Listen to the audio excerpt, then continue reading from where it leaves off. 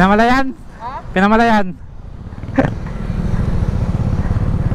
Pinuntahan ko yung motor nung kilala ko dyan sa Langgang, pinagawa. Ayan o. Bumili ng karburador, yung pang YTX.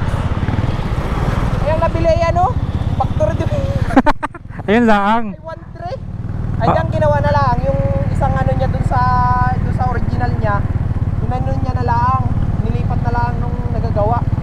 Ay pwede naman. Ay ayos na, may minor na. Ay nga ano. Saan ka na niya? Pauwi ka na? Oo. Dami nilakad ay. Ayan o, sa ano tayo? Sa Riders Day? Oo, nag-ano na rin ako ay.